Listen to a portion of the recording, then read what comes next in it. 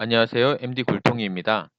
그동안 서로 못 가져서 안달이던 세계 최고의 공항인 인천공항의 면세 사업자 선정이 계속 난항을 겪고 있습니다.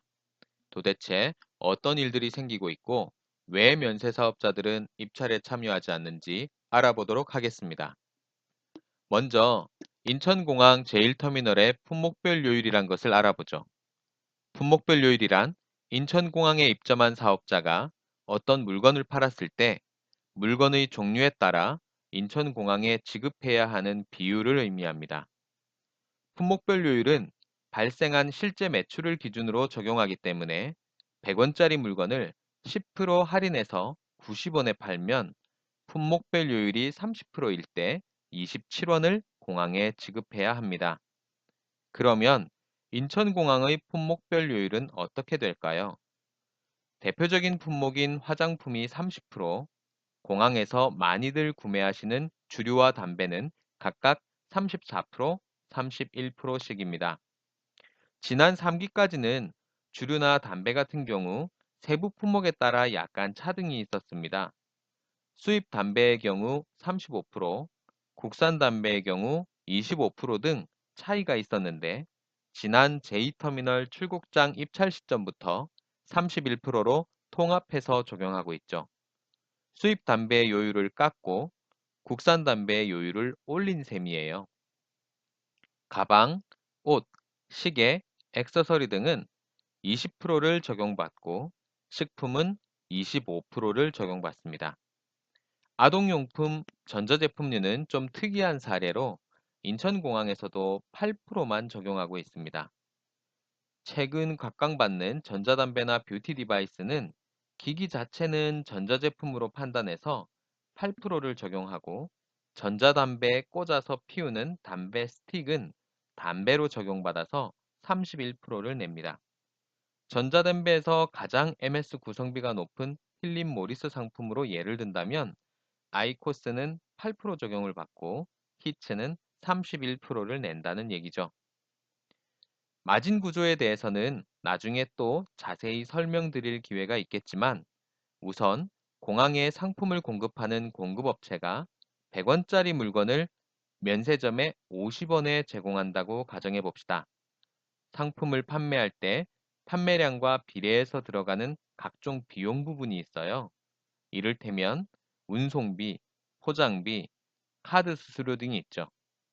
많이 팔면 많이 드는 비용인데 약 5% 정도 된다고 가정합시다. 그리고 멤버십이라든지 오래된 재고 할인이라든지 다량 구매에 적용하는 할인 등 여러 가지 명목의 할인을 대략 5% 정도 봅시다. 실은 더 넘겠지만요. 100원의 물건이 들어와서 할인을 5% 정도 하니 95원 정도 돈이 들어올 거예요. 이 중 50원은 상품을 공급하는 공급업자에게 줘야 하죠. 이제 45원이 남았습니다. 대략 28원 정도를 인천공항에 제공해야 되죠. 여기에 아까 말씀드린 판매와 연계된 비용들이 있죠. 이 비용까지 제외하면 매출의 12% 정도가 남게 됩니다. 그마저도 팔리지 않고 유통기한이 도래해서 할인율이 올라가거나 멸각하는 비용까지 감안한다면 더 남는 비용이 없겠죠. 이 남는 돈으로 인천공항의 면세점의 고정비성 비용을 마련할 수 있는지가 핵심이 될 겁니다. 우선 가장 중요한 비용은 인건비입니다. 매장을 관리하고 판매를 담당하는 영업 직원이 필요하고 상품을 공급업체로부터 인도받아 매장으로 이동해주는 물류 직원이 필요합니다. 면세점을 운영하기 위한 창고와 사무실 임대료가 들어가고 공항의 수도광열비, 판매에 따라 부과되는 특허 수수료도 있죠.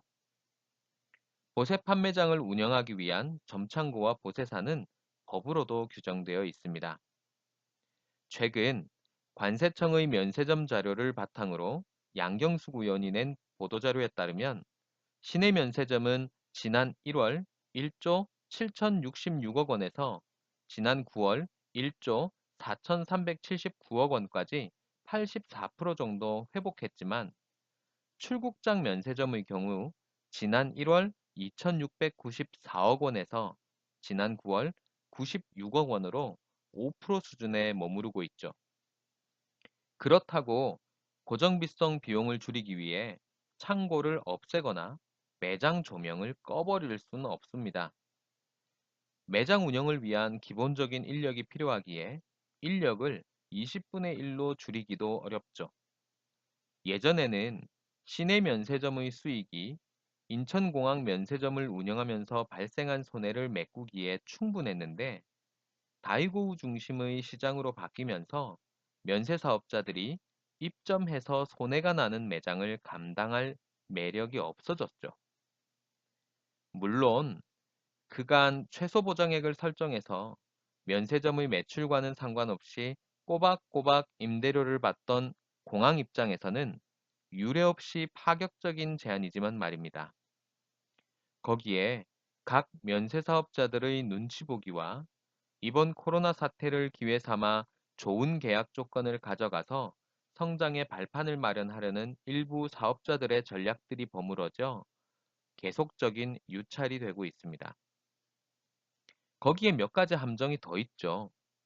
올해 초 4기 첫 입찰 때부터 일부 논란이 있었던 스마트 면세 서비스가 있고요.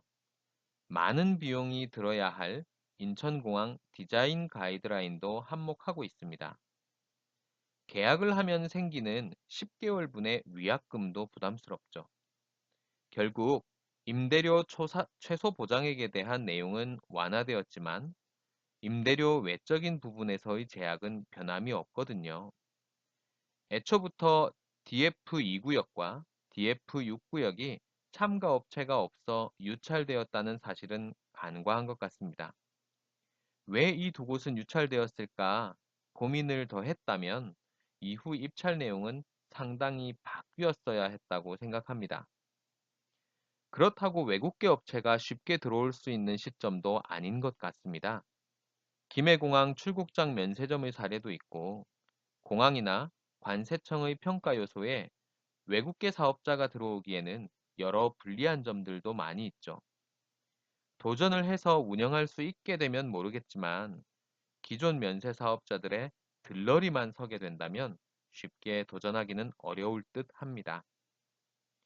이번 영상은 인천공항의 품목별 요율과 유찰의 원인에 대해 간략히 살펴봤습니다. 어느 한 가지 쉽게 풀릴 부분은 없어 보이지만 결국은 인천공항이 추가적인 조건 완화에 대한 해법을 내야 할 것으로 생각합니다. 좋은 영상을 위해 구독과 알람 부탁드릴게요. 고맙습니다.